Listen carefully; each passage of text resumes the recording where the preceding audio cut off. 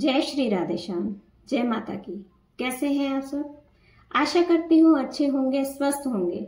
स्वागत है आप सबका माय लाइफ स्टोरी राज में। फिर से अपने जीवन के संघर्ष का एक पहलू आप सबके साथ साझा कर रही हूँ। पिछली वीडियो में मैंने आप सबसे साझा किया किस तरह मेरे ससुर जी का देहांत होता है। मेरे पति के बीमार होने पर दोनों भाई फोन नहीं उठाते हैं और समाज में एक झूठा मैसेज देते हैं कि हमें तो बहू ने फोन नहीं किया, हमें तो पता ही नहीं कि हमारा भाई बीमार है। हकीकत तो ये थी कि मैंने इतने फोन किए, किसी ने फोन रिसीव नहीं किया। यहाँ तक बोल दिया गया कि हमें बार बार परेशान करने की आवश्यकता नहीं है। तुम्हारे पिता की यदि इलाज करवाने की औकात नहीं है तो यहाँ गाड़ी में डाल कर ले आओ। फिर भी बहुत सफाई से वो लोग झूठ बोल जाते हैं कि बहू ने हमें फोन नहीं किया। अब बात करती हूँ मेरे हस्बैंड को क्या प्रॉब्लम थी। मेरे ससुर जी के देहांत के समय उनको सदमा लगता है, बुखार आता है, बुखार से जॉन्डिस हो जाता है। जॉन्डिस होते होते लीवर में सूजन शुरू हो जाती है, 70% लीवर डैमेज हो जाता है। हमारे शरीर में जो ल्यूकोसाइड की मात्रा होती है 10,000 की मात्रा होने पर इंसान मृत्यु को प्राप्त हो जाता है। वो ल्यूकोसाइड की मात्रा 26,600 तक पहुंच जाती है।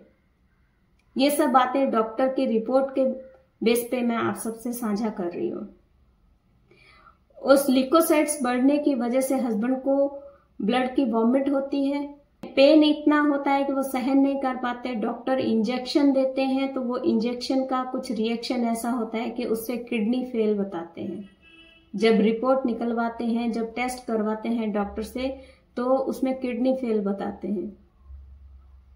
Liver damage, leukocytes 26,500, kidney fail. Doctor ने जवाब दे दिया कि ये इंसान नहीं बच सकता। क्या करेगी एक बेटी, क्या करेगी एक पत्नी, क्या करेगा एक बच्ची का बाप, जो अब ये लोग कहते हैं कि हमें भला बुरा कह दिया या हमारी बहू पागल हो गई है।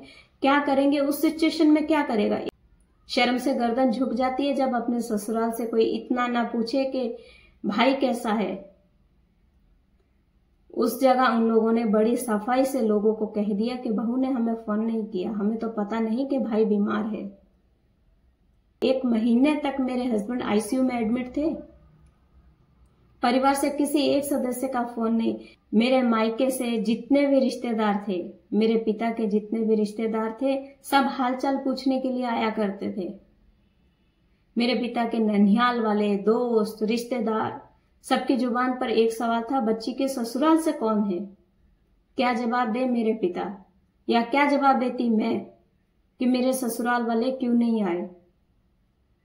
जानते हैं क्यों नहीं आए? उनको लगा वो इतना बीमार है, कहीं हमारे जेब से पैसा खर्च ना हो जाए। ये था भाई का प्रेम, जो समाज में दिखाया गया था प्रेम। समाज में कहा गया था चिंता मत करना, कभी ये मत सोचना कि पापा ने संसार छोड़ दिया, हम बड़े हैं, पिता की जगह हैं, हम फर्ज निभाएंगे। ये था उनका फर्ज निभाने का तरीका। अब जब मेरी आवाज उठती है उनको बुरा लगता है। भली बुरी बातें आज भी वो कहते हैं। कितनी बेटियां सहन कर पाएंगी? ये मैं हर छोटे से छोटा हादसा साझा करती हूँ। जो साइंटिस्ट भाई साहब थे उनसे मैं एक प्रश्न करती हूँ इस वीडियो के माध्यम से कि आपके घर में आपकी पुत्र वधू आती है, आप अपनी पुत्र वधू के सामने अपने बेटे पर एक बार हाथ उठाइए। एक निवेदन है इस वीडियो के माध्यम से, भाई साहब आपके अब पुत्र वधू घर में आ रही है, ऐसा कीजिए जितना हाथ आपने मेरे पति पर उठाया, एक बार अपने बच्चे पर हाथ उठाइए और अपनी पुत्र वधू के सामने उठाइए। मैं ईश्वर से प्रार्थना करूंगी कि वो पुत्र वधू बस सहन कर जाए। मैंने तो 28 साल तक सहन किया है। आप हाथ उठाते चले गए, मैं सहन करती चली गई। समाज में, परिवार में किसी को जाकर बताया नहीं कि समाज क्या कहेगा। खानदान की इज्जत है, मर्यादा है, हम किस खानदान के बच्चे हैं, मैं किस पिता की बेटी हूं, हम किस पिता की मैं पुत्र वधू हूं, यही सोच सोचकर जुबान को बंद करते आए। और आज आप कहते हैं कि मैं मेंटली डिस्टर्ब हो गई हूं। हर बात का जवाब मैं आप ही से मांग रही हूं। भाई साहब, अपनी पुत्र वधू के सामने एक बार अपने बेटे पर हाथ जरूर उठाइएगा ताकि वो सहन कर सके। ये प्रार्थना मैं करूंगी। इस सिचुएशन में मेरे पति थे, दोनों भाइयों ने फोन तक नहीं उठाया और आज वो समाज में कहते हैं कि हमें तो बहू ने बताया नहीं। कोई भी अपने जीवन की बात को लिखा नहीं है, वो दिमाग में, मन में ऐसी लिखी गई है कि मैं जितनी बार याद करती हूँ उतनी बार मेरा मन भावुक होता है और इतना गुस्सा आता है कि किसी और बेटी के साथ, किसी और बहू के साथ ऐसा ना हो, किसी और भाई के साथ ऐसा ना हो। इसीलिए मैंने मजबूरन ये वीडियो बनाना शुरू किया। कहते हैं ना, मन के जीते जीत मन के हारे हार। ऐसे लोग मन से हरा देते हैं, पर अपना मनोबल मजबूत करें, अपना मनोबल मजबूत करें और अन्याय के खिलाफ आवाज जरूर उठाएं, अधिकारों के लिए भी आवाज उठाएं।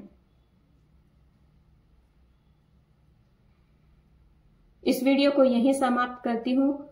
अगली वीडियो में फिर से एक हादसा साझा करूंगी। तब तक बने रहिएगा। जय श्री राधे श्याम, जय माता की।